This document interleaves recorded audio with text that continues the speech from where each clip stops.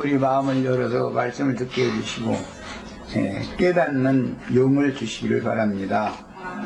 오늘 나눌 말씀을 통해서 하나님의 마음에 감춰두고 계셨던 비밀한 경륜을 교회로 말미암아 사도들을 통해서 열게 하셨고 또 주의 증인들을 통해서 이 말씀을 더 확증하게 하셨는데, 오늘 우리들의 귀에도 이런 말씀들이 잘 소화되고 이해되어져 가면서 들릴 수 있도록 은혜가 역사되기를 주의 이름으로 기도합니다.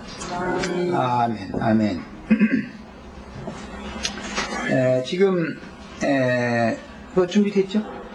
창세기 말씀 이어서 나갑니다.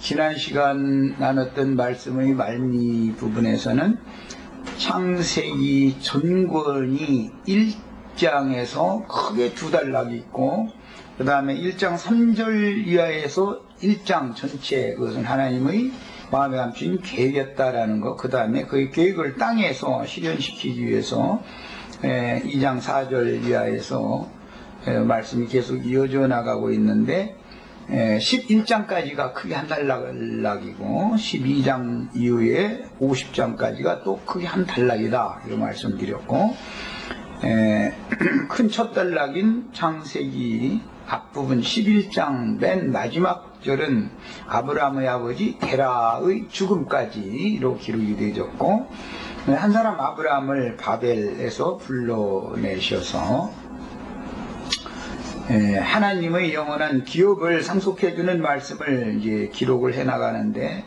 창세기 그 두 번째 단락의 마무리 부분인 50장에는 하나님의 사람 야곱과 그의 아들 요셉의 죽음으로 또 이제 한 단락을 이렇게 마치고 있다. 이것은 구약 성경이기 때문에 예표상으로 죽을 수밖에 없는 땅에 흙으로 취함을 입은 인생들의 현주소를 이렇게 큰 두 단락으로 말씀을 하면서도 마무리를 할 때는 늘 죽음으로 마치게 하는 것은 다 이제 하나님이 말씀하시고자 하는 목적이 있는 것입니다. 이제 신약의 예수님의 말씀을 들으면, 신약 말씀을 들으면 죽음이 없죠.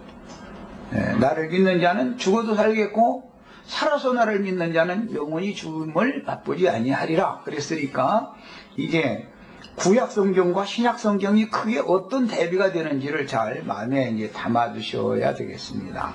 구약 성경은 모형이고 예표인 것이며, 구약 성경의 미완을 신약 성경에서 예수 그리스도를 통해서 부활로 말미암아 새로운 창조를 실현하는 것이 성경의 흐름이기 때문에, 구약 성경에는 모두 모형과 예표 모두가 다 그리스도에 대해서 예시하는 것이지만, 구약 성경에서는 모두 큰 단락마다 죽음으로 마감을 하지만, 신약 성경에 와서는 죽은 자들 가운데서 맨 먼저 처음 살아나신 그리스도의 그 영으로 말미암아 다시 살리심을 받은 모든 영혼들을 최종적으로 계시록의 거룩한 성 새 예루살렘 다시는 죽음이나 해함이나 상함이나 아픔이나 고통이나 눈물을 흘리는 일이 없는 영원한 하나님의 세계를 상속해주는 말씀으로 이 말씀이 이어진다. 그런데 이런 것들을 창세기 1장과 2장 이후에서 모두 비유적으로, 이게 그림자적으로 암시가 다 되어 있는 것이기 때문에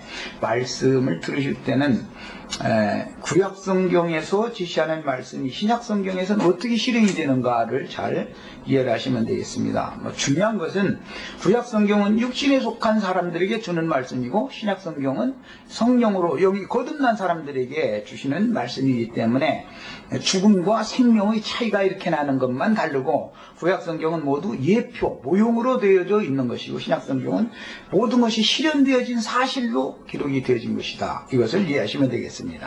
지금 내가 서론으로 말씀드린 이런 모든 내용들, 그 성경 전권의 개요를 마음속에 잘 담고 계셔야 돼요. 나야 이렇게 뭐 성경책도 찾지도 않고 이렇게 그냥 앉아서 이렇게 쉽게 얘기하지만, 우리 형제 자매님들도 사람을 만나면 당신 성경 읽어봤습니까? 성경에 무엇이 기록되어 있습니까? 질문을 하고, 뭐 여러 가지 구분 말이 나오겠지만, 나처럼 요약적으로 성경이라는 건 이런 걸 말하고 있는 거다라는 걸 제시해 줄 수가 있으셔야 되는 거예요.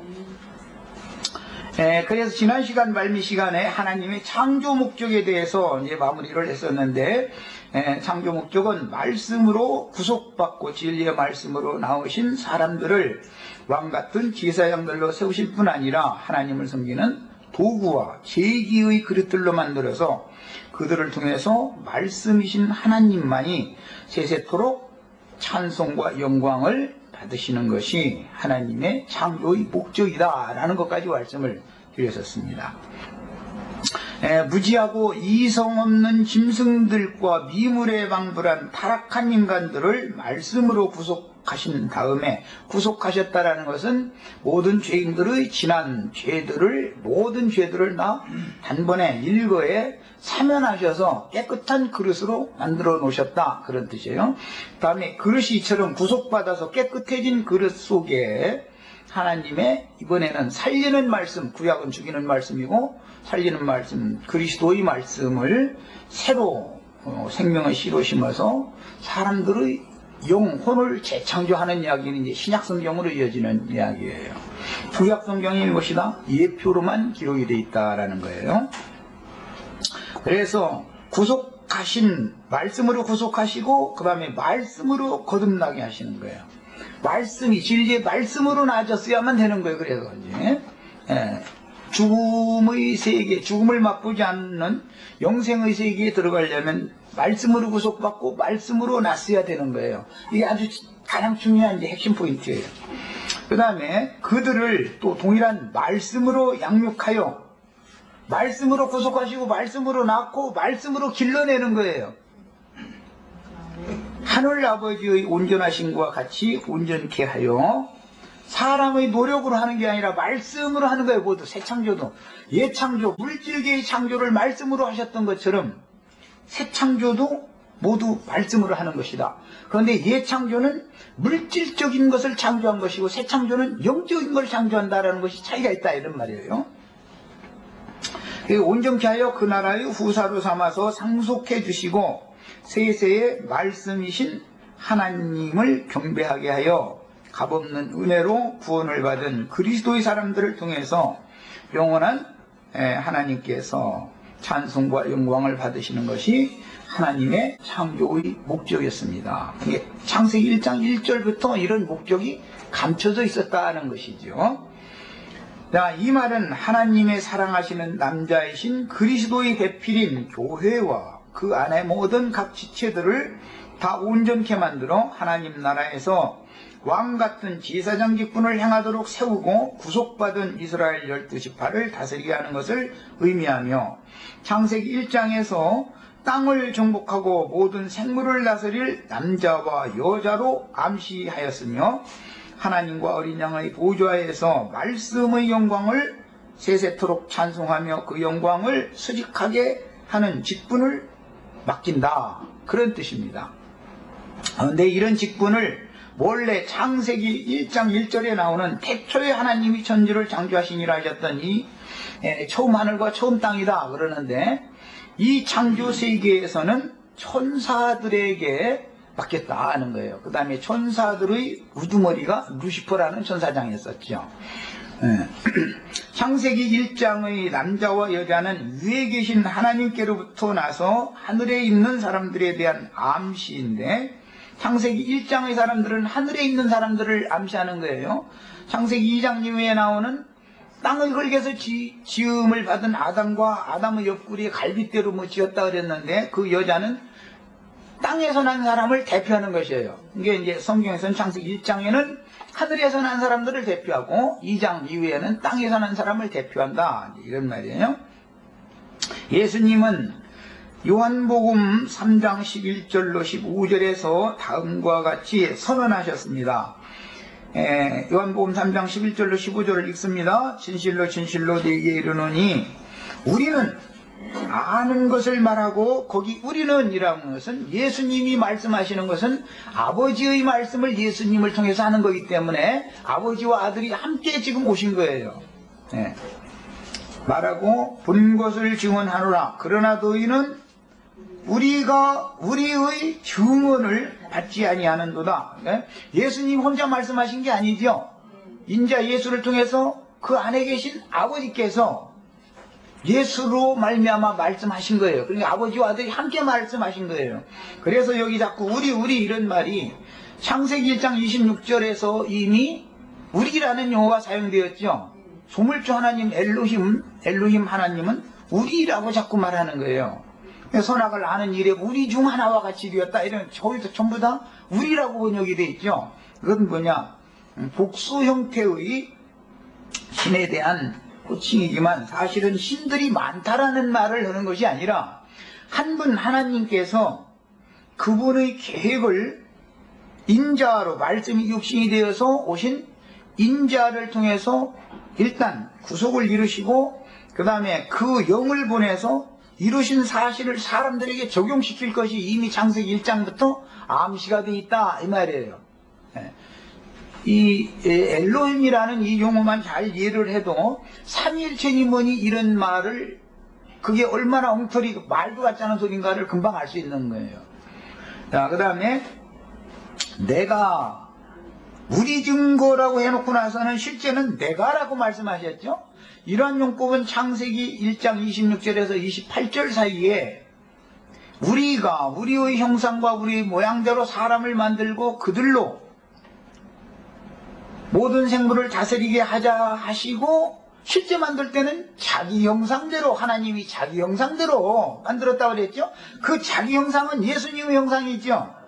여기 우리는 아는 것을 말하고 그러는데 너희는 우리의 증언을 받지 않는다 했지만 내가 땅의 일을 말하여도 라는 용법이 무슨 말을 하고 있는지를 아시겠죠. 이제 창세기 1장에 나오는 엘로힘 하나님을 지금 말하는 거예요. 창세기 1장에 이미 이 엘로힘 하나님이 암시가 되어져 있는 거예요. 태초에 하나님이 천지를 창조하시니라 그럴 때 그 창조하셨던 하나님은 말씀이신데 그 말씀으로 창조할 때 창조의 근본은 지난 시간에 강조해서 말씀드렸어요. 요한복음 3장에서 증거하기를 창조의 근본이신 이는 예수 그리스도를 말한다 이 말이야.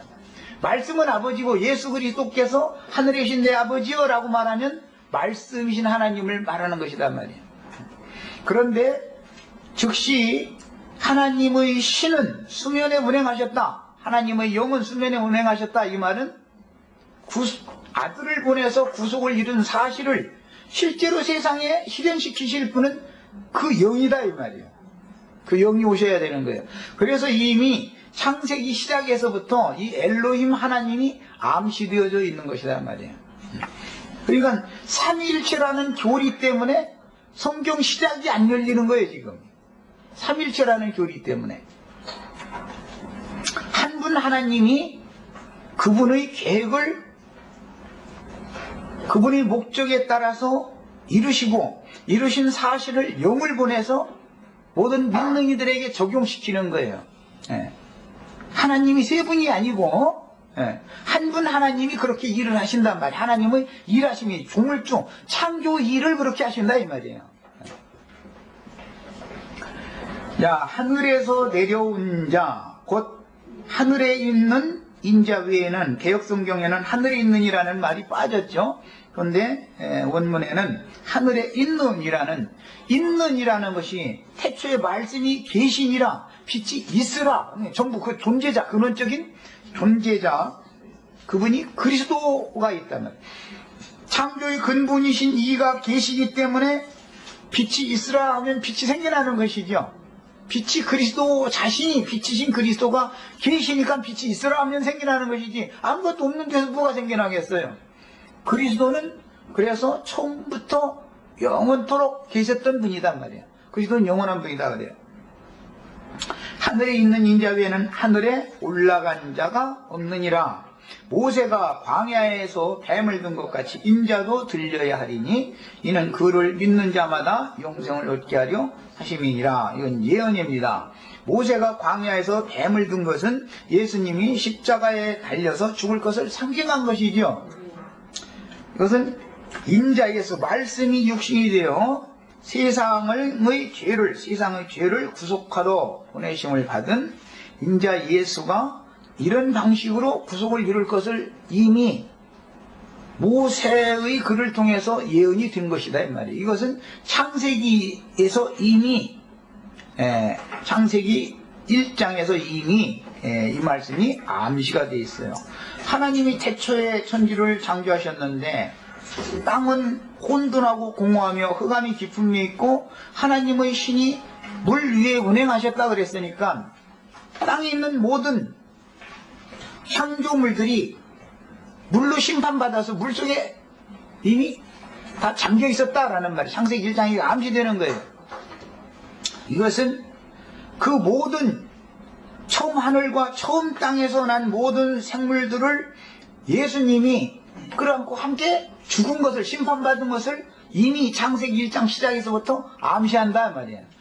그래서 성경이라는 것은 그리스도의 구속사를 시작부터 암시해 나가는 것이다 라는 말이에요. 그리고 이것은 이제 신약이 와서 밝혀내는 거예요. 이렇게 실제적으로 구조가, 성경의 구조는 다 이렇게 되어 있습니다.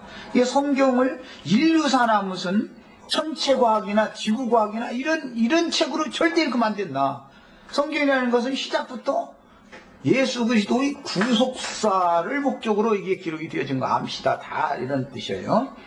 자, 주님은 니고데모라는 유대교 랍비와 대화하시는 중에 자신은 하늘이라는 말은 이제 신약에서는 위라고 되어 있어요. 위 아래 이렇게 표현이 됐어요. 왜 그러냐면 궁창 위의 물, 궁창 아래의 물, 거기서 위 아래라는 말 때문에 신약에서는 하늘로부터 났다, 하나님께로부터 났다 그 말은 위로부터 났다라는 말인 거예요. 원래가 위라는 말은 가장 높으신 분이라는 뜻으로서 하나님께로부터 났다 그 말이 실제로는, 아래 오면은 인간은 타락한 인간은 낮고 천하니까 그건 아래라는 거예요. 그래서 이제 위에서 난 자와 아래에서 난 자라고 신학에 말을 하는 거예요.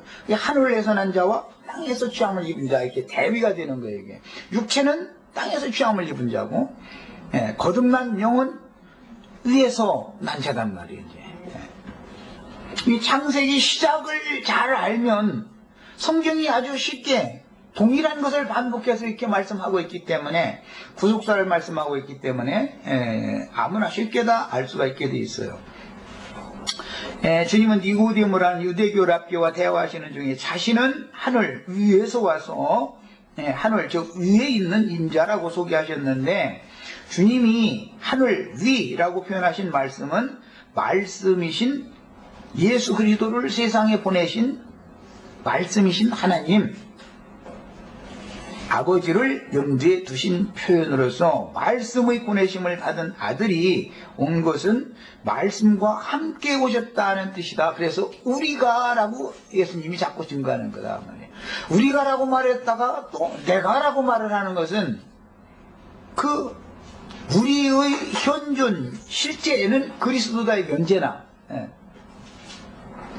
창세기 1장 26절에서 28절에 나오는 남자는 바로 하늘 아버지께로부터, 즉 위에서 와서 위에 계신이라는 말은 예수님이 위로부터 보냄을 받았지만 늘 위에 계신 아버지 안에 계셨죠.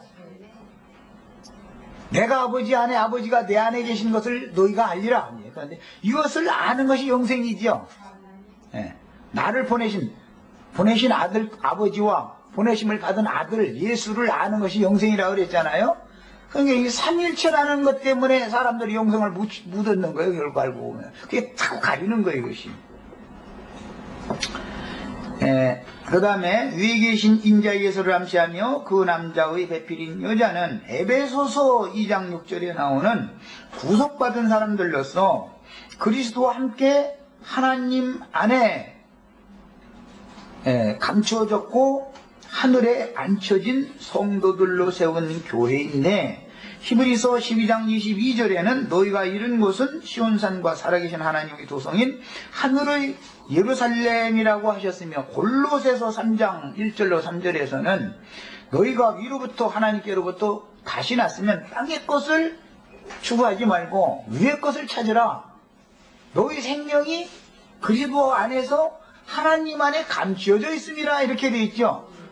구약 성경에 쓴 것을 하나님이 모든 구속받은 성도들의 생명싸개다 이렇게 되어 있어요. 생명싸개란 말 이거 보셨죠? 그리스도는 구속받은 성도들의 생명싸개고 그리스도 안에서 하나님 안에 우리가 현재 육신이 있고 이 땅에 살고 있지만 사실은 우리는 하나님 안에 있는 사람들이다. 그리스도로 말미암아. 이게 명확하게 구속받은 사람이에요. 이 사람이. 그러면 그리스도와 함께 우리는 이미 하늘에 계신 하나님 안에 이미 하늘에 있는 거지요. 그래서 나를 처음 만나면 나는 당신 땅에 있는 사람이요 하늘에 있는 사람이 이게 이제 밑도 끝도 이렇게 질문해 버리는 거예요. 그러면 이렇게 벙벙해가지고서 말귀 못 알아듣는데 이것이 확실해져야 된단 말이에요. 구속받은 사람은 분명히 그리스도 예수와 함께 하늘에 앉혀진 사람을 말하는 것이지 첫 아담에 속한 땅에 속한 사람을 말한 것이 아니에요. 이게 내가 그게 하늘에 있는 당신이 하늘에 있느냐 땅에 있느냐 이 말을 할 때 당신이 영에 있는 사람이냐 육신에 있는 사람이냐 지금 이걸 질문하는 말이지만 나야 언니 알고 질문을 했지만 상대방이 이제 특히 목사라고 자꾸 뭐 특히 이제 그 구원파 목사 이제 그 저 이암무개라는 분 만나가지고 내가 이제 이런 걸 막 질문을 했거든요. 그러니까 나중에는 말답변을 못하겠으니까 가만 해주는 것을 막 화를 내가면서 그냥 갔는데 당신이 말이요 다른 사람 보고 다 당신 가르침 받은 사람만 거듭나고 다른 사람 구원도 못 받았다고 다 그러고 다니는데 내가 보니까 당신은 구원도 못 받았네 이러니까 그냥 막 열불이 터지는 거지. 그 사람들은 자기들만 구원 받았다고 장담하고 있었는데 나한테서 당신이 구원 받지 못한 사람이다 이런 소리를 들으니까 얼마나 참 황당했겠어요. 그래서 막 예수 피 쪽에서 그래 내가 뭐 안을 들으지만 예수님 비 그거 저 바람 저 비 소나기 오고 나 그래가지고 그거 다 없어진 지가 언젠데 그 예수의 피로 구원받냐고 내가 이제 이렇게 나오면 예수의 피를 안 믿냐고 막 이러고 나오거든 이 사람들은. 참 이제 굉장히 어렵죠. 예수의 피라는 것은 이제 하나님의 생명을 말하는 것으로서 생명의 말씀을 말하는 것이지. 하나님의 말씀을 믿음으로 내 속이 영혼이 깨끗게 되어져야 구속받은 것이지 예수의 피로 깨끗게 됐다고 백날 얘기해도 다 소용없는 소리다 말이 그게 무슨 소리인지 알도 못해가면서 그냥 그런 소리만 해서 하는 거예요. 예수의 피하면 하나님의 생명을 말하는 것이고 하나님의 생명은 생명의 말씀에 있으니까 생명의 말씀을 내가 마음에 믿으면 내 영혼이 마음이 깨끗이 씻음을 받아야 그 다음에 진리의 말씀이 이제 눈이 뜨기 시작해서 진리의 말씀이 내 깨끗한 글 속에 심어지고 그 다음에 뭐가 이제 보이고 들리고 하기 시작하는 거 아니겠어요? 이런 말 하나도 이해를 못하고 깨닫지 못하는 사람들이 오늘날 소위 목사라 하면서 특히 자기네들만 구원받고 자기네들 모임에 와야만 구원받고 이래가면서 뭐 이게 전부 다 미혹의 영들이지 진리의 영들이 아니다 이 말이에요. 그거는 설사 그들이 깨달은 것이 뭐 부분적으로 있을지라도 그건 혼잡해 하는 영들이다 이 말이에요. 명확하게 물려야 되는 거 아니겠어요? 그 다음에 이제 하늘의 도성은 이제 예루살렘이라고 그랬는데 위에 있는 예루살렘이라고 갈라디아서에서는 말했죠. 이거 이제 원래는 예루살렘이라는 말은 히브리어가 아니라 그 아랍어입니다. 그런데 아랍어를 이제 히브리인들이 이제 차용해서 쓰는 거죠. 이 예루라는 것은 터전, 기초, 그 다음에 흐름이라는 의미도 있습니다. 그 다음에 살렘이라는 것은 평화라는 말이에요. 그리고 예루살렘이라는 말 속에는 굉장히 중요한 의미가 함유되어 있는데 이것은 평화의 터전, 평화의 기초, 평화가 흘러간다. 이런 말은 결국은 내가 지난 모든 죄과들을 하나님 앞에서 용서받은 분명한 사실에 근거해야만 평화가 내 속에 흐를 수도 있고 하늘이 주시는 평화가 기초가 되어져 가지고 내가 하나님의 집으로 세움을 받을 수도 있고 내 마음의 터전이 평화가 넘쳐야 되는 것이다 이 말이야. 그러니까는 이런 기본적인 진리를 가르침받은 적이 없는 사람들이 위에 있는 예루살렘 거룩한 성 새 예루살렘에 들어가는 권세를 얻어야 된다 이런 얘기를 맨날 교리적으로 해야 이걸 다 아무리 알아도 실제적으로 내 속에 주님께서 구속을 이루신 다음에 제자들에게 오셔서 너에게 평안이 있을지어다 평안이 있을지어다 이 축복의 말씀 참 평안이 나의 것으로 주님께서 주시는 평안이 나의 것으로 흘러 들어오지 않은 사람은 예루살렘 성에 들어갈 기초가 안 닦여 있는데 어떻게 들어가 이게 이런 기본적인 진리를 다 알아야 된다 이 말이야. 우리 형제 자매님들은 구속이라는 건 이렇게 중요한 거예요. 그래서 그 다음에 구속받아 생명이 하나님 안에 감추어진 성도들은 그리스도 예수 안에서 함께 위에 계신 하나님 안에 있는 것이며, 계시록에서는 하늘에 거하는 자들 곧 하나님의 장막이라고 확증을 했는데, 땅에서 우리가 현존 세계 이 생에서 육신을 입고 있지만 하늘에 앉혀진 사실은 구속받은 영혼을 말하는 것이고, 몸이 하늘에 있다라는 걸 지금 말하고자 하는 것이 아니죠. 육신의 몸은 하늘에 있는 게 아니죠. 구속받은 영혼이 하늘에 있어요. 자, 그러면은 어떤 물리적인 공간을 하늘이나 땅이라고 하는 얘기가 아니다. 이 성경이라는 것은 내 영혼이 예수로 말미암아 하나님 안에 있으면 내 영혼은 하늘에 있는 것이고, 내 몸이 아담 세계에서 세상사에 속한 것을 접촉하면서 살고 있으면 몸은 여전히 땅에 있는 거예요. 근데 이것은 이생에서의 일이고, 몸의 구속을 받으면 완전히 하늘에 거하는 자들이 되는 것이다 말이야. 그때는 완전한 예루살렘 성에 들어가는 권세를 이제 완전히 얻어서 예루살렘 성에 들어간 사람이다 말이야. 지금은 영혼이 예루살렘에 들어가는 기초 터가 바꿔져야 되는데, 이것이 구속이다 이 말이야. 구속. 예루살렘 성을 건축하는 터라는 것이, 저 이제 교회의 터인데, 터라는 것이 뭐냐? 예루살렘으로 암시가 되어져 있는 거예요. 그 다음에 창세기 2장에 나오는 흙사람들인 티끌린 생들은 혈통과 육종과 사람의 뜻으로 아래에서 나아진 첫사람들이며, 마귀의 나라, 세상 나라는 마귀 나라죠. 마귀의 나라에 태어났으므로 아담 안에서 마귀에게 속한 마귀의 자녀들을 자동적으로 낳게 된다. 그러면 아들 낳았는데 마귀 아들 하나 또 낳았네, 이렇게 하면은 참 황당한 얘기죠. 굉장히 기분 나쁘게 될 것이고, 그렇게 복통자 낳았는데 며느리 두는 데서 마귀 자식 하나 또 생겨났네, 이래봐 만약에 알아도 말이요. 그러면 며느리 실망하겠죠. 그러나 이것은 하나님에게는 이제 뜻이 감춰져 있죠.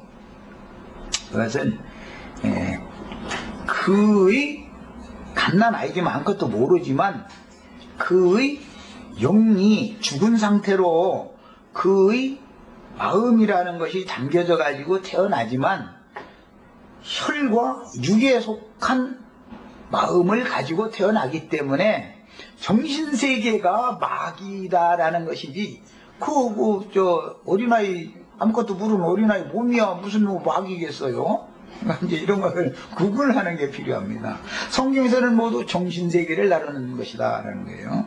그래서 흙에 속한 사람을 이처럼 많이 번성시키는 것도 복음을 전해서 구원할 자들을 얻기 위한 하나님의 암시가 거기에 감춰져 있는 것이죠. 그러니까 자식 생겨는, 지금 여기는 뭐 이제 아들 딸 날 사람도 없지만 우리 정자매는 아들 딸 생기거든 걱정하지 말고다.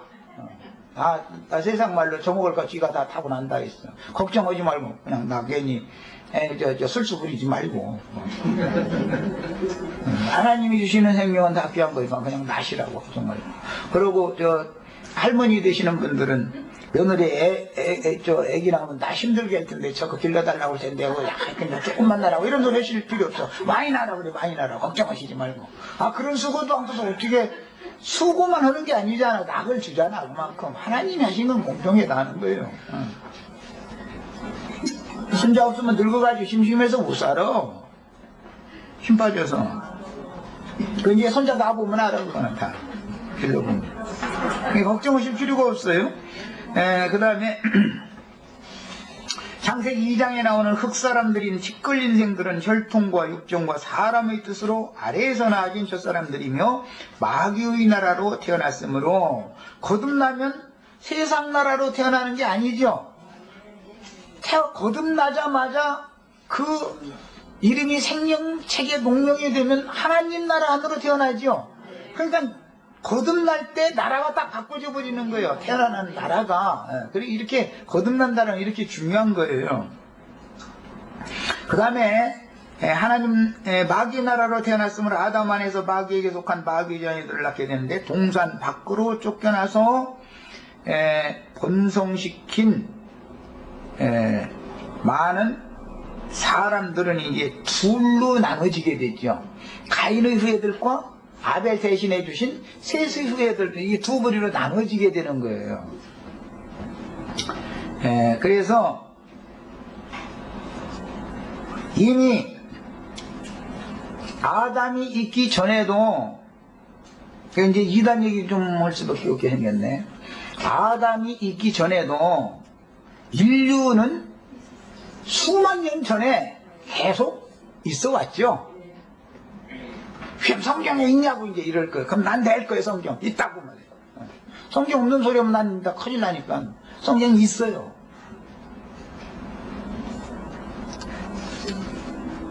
그래가지고 아담이 인류의 조상이다 이래가면서 하면은 해가면서 또 뭐 아담보다 해는 3일 전에 만들어졌다 이러고 따지고 댕긴 사람한테는 나는 손들어야 돼. 아담은 구속사에서 첫사람이다 그런 거예요. 구속을 위한 첫사람을 말하는 것이지 멸망을 위한 첫사람을 말하는 게 아니에요. 첫사람 아담 할 때는 하나님의 어떤 목적이 있다 이거예요. 창세기 1장 1절과 2절 사이에 이게 그냥 암시되어져 있는 이런 말씀들이 욥기나 시편이나 이제 이런 많은 이제 다른 성경을 통해서 아담 창조 이전에도 사람이 계산할 수 없는 긴 어떤 시간들이 있었고 그 시간들에 땅에 많은 생물들이 있었으며 그 생물들이 마귀의 정신을 받아들여 가지고 하나님을 대적함으로 하나님이 물로 쓸어버렸다는 뜻이구나. 그래서 천지를 창조하셨는데 땅이 혼돈하고 공허하며 흑암이 깊음 있고 하나님이시는 수면에 운행하시니라. 이게 간단한 구절 속에 어마어마한 비밀이 다 감춰져 있는 거예요. 이게 이 일은 이제 반복되지요. 아담 세계에서도 사람들이 모두가 다 타락해가지고 마귀의 정신을 받아들이고 하나님을 떠나면 하나님은 땅에 홍수를 내려서 쓸어버리죠. 그런데 한 사람 아담을 통해서 못된 종자는 여전히 또 나와. 한 사람 아담이라네. 아브라함, 노아 심판 때, 홍수 심판 때 보면 노아 한 사람을 통해서도 야벳, 함이라고 하는 사람이 세 종류가 나오잖아요.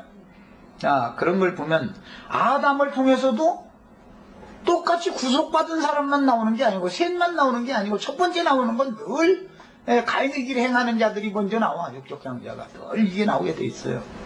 그래서 이 속에는 어마어마한 이제 비밀이 감춰져 있는 겁니다. 한 사람 하나님 앞에 은혜를 입었던 부름을 받은 아브라함이 낳는데도 종자가 다른 종자가 나오죠. 이스마엘이라는 종자도 나오고 이삭이라는 종자도 나오고 그드라가 나온 아들들이라는 종자들도 나오고 이렇게 종자들이 다른 종자가 한 사람한테서 나와. 그 세상에서도 보면은 아버지 재료지 재료.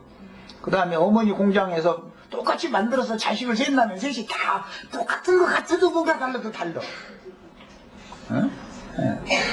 똑같은 재료로 똑같은 공장에서 만들어내놨는데 뭔가 달라도 달라. 그런 걸 보면 사람은 기계적으로 로봇식으로 만들어지는 것은 아니다라는 걸 알 수 있죠. 공장에서 물건 만드는 기계식으로 만든다면 똑같지 다를 수가 없거든요. 그러나 사람은 그렇게 창조되지 않습니다. 형제간이라도 지문이 다르죠. 형제라도 지문이 다르잖아요. 뭔가 달라도 달라요. 그러니까 이제 쌍둥이를 낳아도 친어머니 아버지는 누가 먼저 나온 놈이고 누가 나중 나온 놈이 하는데 다른 사람들은 누가 형이고 누가 동생인지 모르죠. 그게 걔 같고 그러지만 엄마 아빠는 정확하게 알아보지 그걸. 이런 것과 같은 거예요. 사람이라는 거기에서 신비한 거예요. 무슨 로봇식으로 지어놓은 게 아니죠. 사람은 또 로봇식으로 지어가지고 막 일관되게 막 너 이렇게 돼 하고 안 되면 나 죽어 이놈 막 이렇게 하면 그건 신도 아니고 그거 못 넘은 신여까지 뭐 그건 완전히 그 마귀니까 그런 짓을 생각하는 것이죠. 그 텔레비전 이런 데 보면은 뭐 무슨 공상 만화 뭐 이런 거 데 보면 마귀가 막 뭐 기계 막 이용해가지고 뭐 군대들 많이 만들어가지고 막 정복하려고 그러는데 결국은 그거죠. 결국은 꼭 보면은 계속 뭐 도망다니고 힘들고 이렇게 하다가도 결국은 진리 안에 있는 막 사랑하고 막 둘이 또 꼭 보면 또 상대방 꼭 남자 혼자 나오는 게 아니에요. 여자고 해서 막 둘이 그렇게 사랑하는 관계예요. 그런데 막 어려움 막 그냥 겪다가 보면은 그 사랑하는 남녀가 이기더만 마귀를. 이렇게 돼 있어. 이것이 인간의 모르지만 심성 속에 빛을 추구하고 진리를 추구하는 것이 사람 속에 있다는 것이죠. 자, 그 다음에 창세기는 세 단계로 실현되는 하나님 나라를 계시하며 옛 언약을 따라서 세워진 하나님 나라인 이스라엘 나라의 역사와 새 언약의 근거에 세워진 이 땅의 천국인 교회, 그 다음에 오는 세상인 천년왕국, 그 다음에 영세로 이어지는 과정을 계시하는 암시, 기초, 터가 되는 말씀이 창세기 1장에 다 포함이 되어 있습니다. 창세기 1장에는 무궁무진한 이 진리가 이렇게 감춰져 있는 것이죠. 모두. 첫 아담에서 아브람 때까지의 단계와 아브라함부터 바벨론 포로 귀환 후 침례자 요한이 때까지는 옛 언약이라고 합니다. 주 예수 그리스도께서 세우신 교회와 천국의 완성 단계인 천년왕국의 나타남과 천년왕국 이후 영원한 하나님 나라의 성취에 이르는 새 언약에 대한 모형과 예표와 비유와 표상과 그림자들이 창세기 1장에 이미 다 암시가 되어져 있습니다.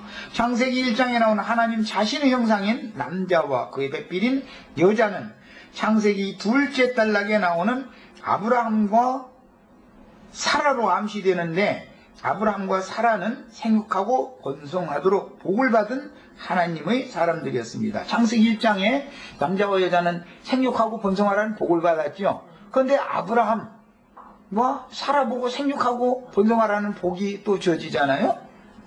그리고 아브라함의 믿음을 본받는 믿음의 후사들을 위하여 하나님께서 하늘에 간직한 초소인 위에 있는 예루살렘 성 곧 새하늘과 새 땅에 예비된 신의 도성을 예비해 주셨는데, 신약성경은 더 좋은 분향이라고 하였으며 흑사람들인 아담 부부를 위하여 창설하신 땅의 에덴 동산, 옛적의 에덴 동산이다 이렇게 표현하는데, 땅의 에덴 동산과 하늘의 시온산 위에 세운 거룩한 성 새 예루살렘 성을 대비하고 있습니다. 그러면 에덴 동산으로 돌아가는 게 목적이 아니죠. 하늘의 예루살렘으로 가야 되는 거예요. 거기에 들어가는 것이 목적인 거예요. 자, 에덴 동산 밖에도 이제 이것 좀 얘기해야 되겠네. 이제 에덴 동산을 창설하기 전에 인류가 있었다면 에덴 동산 밖에도 많은 사람들이 있었겠죠. 성경에 있냐고 또 이러고 또 따지고 가면서 이것도.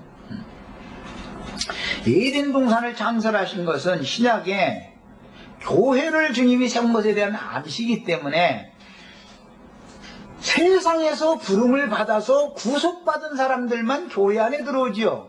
이미 세상에는 많은 인류가 있지요. 이런 것이 이미 창세기서부터 암시되어 있는 것이다. 에덴 동산과 세상은 다르지요. 에덴 동산 밖에도 분명히 인류가 있었지요. 그때 당시, 창세기 당시. 이런 것을 잘 깨달아야 된다 이거예요. 자, 애굽 나라에 바로의 백성들이 있고 고센 땅에 하나님의 백성이 있어요. 고센 땅만 에덴 동산으로 상징된 것을 실현하는 거지요. 애굽의 다른 모든 영역에 있는 바로의 백성들은 그건 에덴 동산에 있는 사람들이 아니에요. 성경이 이미 창세기 이런 것이 1장에서부터 다 암시가 되어 있는데, 사람들은 사람의 관념으로 아담은 인류의 조상이다 이래가면서 이것을 처음 시작부터 잘못 가르치기 때문에 모든 것이 안 맞아 들어가는 거예요, 이게.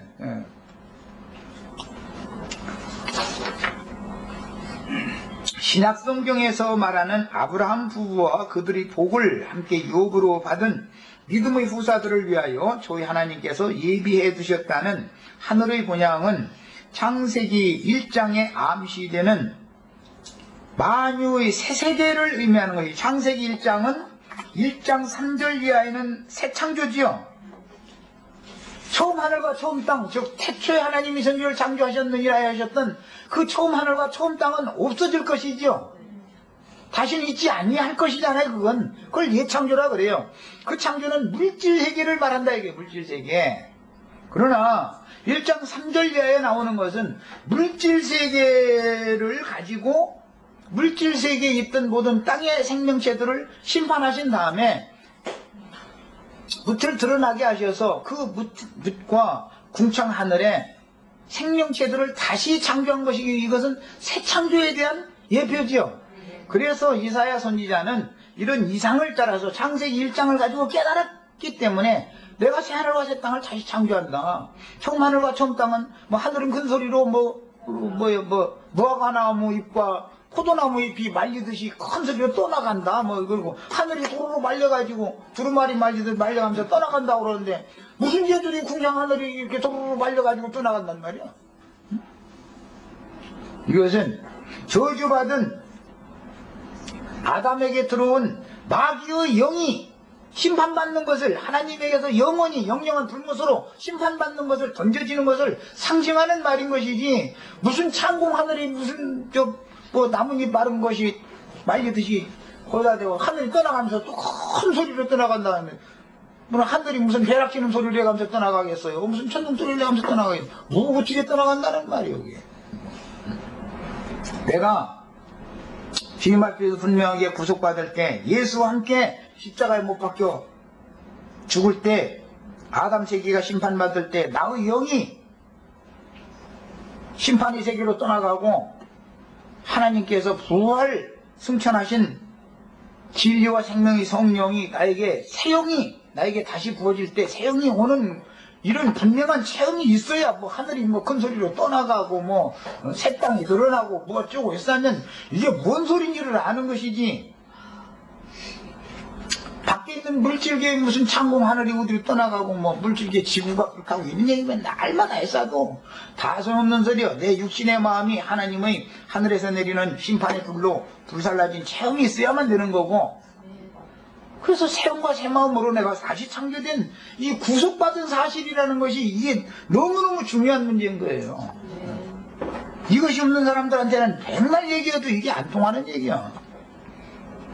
그 다음에 창세기 2장의 아담 부부를 위하여 땅에 창설하신 에덴 동산을 의미하는 것이 아니다. 즉 아브라함 부부와 그들의 복을 함께 유업으로 받은 믿음의 후사들을 위하여 저희 하나님께서 예비해 두셨다는 하늘의 본향이라고 하는 더 좋은 본향이라 그랬는데, 아담이 원래 땅의 본향은 에덴 동산이죠. 그러나 마지막 아담의 본향은 하늘 아버지지요. 하나님이죠. 자, 그러니까 에덴 동산에서 떠나서 하나님 아버지께로 가라는 것이 복음인 것이지, 에덴 동산으로 다시 땅에서 나왔다 땅으로 다시 돌아가라 그러면 너 멸망받으라 그 말이잖아 지금. 이렇게 성경이 지금 기독교계가 가르치는 것이 진리가 너무너무 혼잡되어 있기 때문에 하늘에 있는 자와 땅에 있는 자, 영에 있는 사람과 육신에 있는 사람에 대한 구분을 할 방법이 없는 거예요. 지금 사람들에게 복음을 전할 방법이 없게 됐죠. 이렇게 어렵습니다.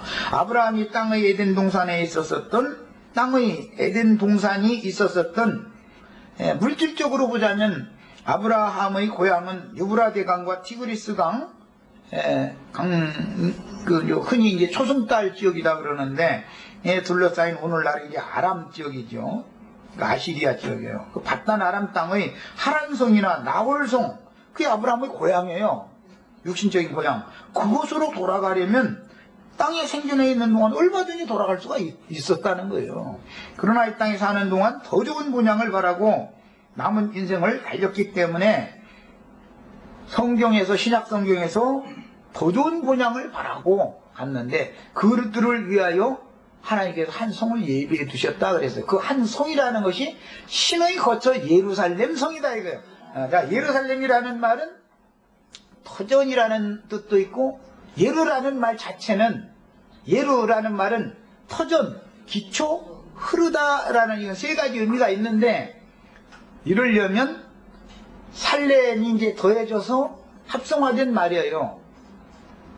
살렘은 평화예요. 사람이 죄 가운데에서 아담의 저주를 짊어지고 가인의 저주를 짊어지고 유리방망하는 인생을 살 때는 평화가 흘러들어올 수 없죠. 안식과 쉼도 없죠. 그래서 예루살렘이라는 단어 하나 속에 이미 구속받은 사람이 기초로 하나님 앞에 값없는 은혜로 구속받은 사람들, 구속이 기초되어져서 자기 자신을 건축하는 사람들이 예루살렘 성에, 즉 하나님이 그들을 위하여 더 좋은 본향을 예비해 주셨고 그곳에 들어가는 것이 인생의 목적이라는 것을 암시한다 말이에요. 자, 여기까지 하고 잠시 쉬었다가 이제 1장의 이제 중심 항목을 나누도록 하겠습니다. 잠시 쉬었다가 합니다. 내가 너무 막 빨리 끌어나가고 있는데